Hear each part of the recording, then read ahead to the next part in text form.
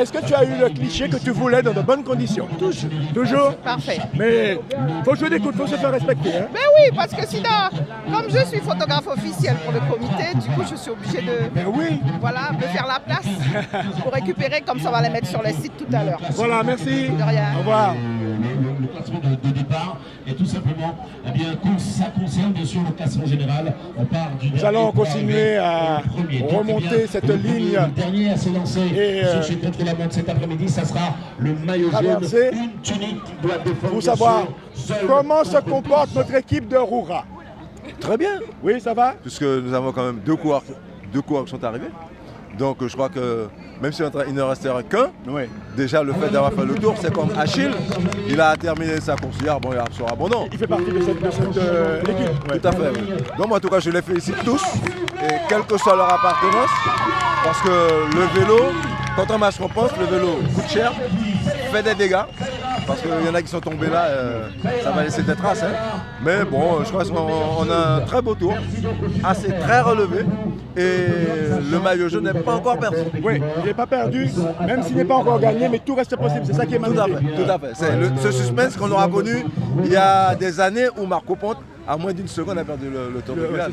C'est ça. Donc, bon, voilà. Eh bien, merci. Puis on espère qu'un jour, il y aura une arrivée à Cacao pour qu'on voit les gens disputer la montagne.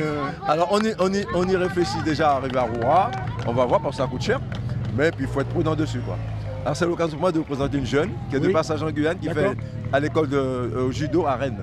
D'accord. Alors je vais faire connaissance avec elle. Merci pour du tuyau. Voilà. Alors bonjour. Bonjour monsieur. Est-ce que vous pouvez vous présenter? Moi je m'appelle Lisée Joseph. Là je passe en seconde. Et je suis au pôle espoir de Rennes au judo.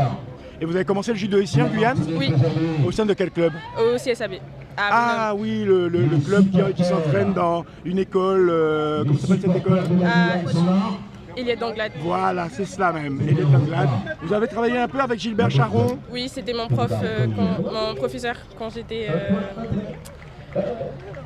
Quand je suis passée depuis mon début jusqu'à ce que j'arrive à Benjamin Minier. Ben voilà, vous pouvez lui faire un petit coucou. Bonjour Gilbert. Voilà. Et donc aujourd'hui, vous conciliez sport et études? Oui. Et comment ça se passe pour vous? Là, j'étais en classe préparatoire en 3e et là, je passe en seconde. Du coup, là, c'est là que tout va commencer pour moi.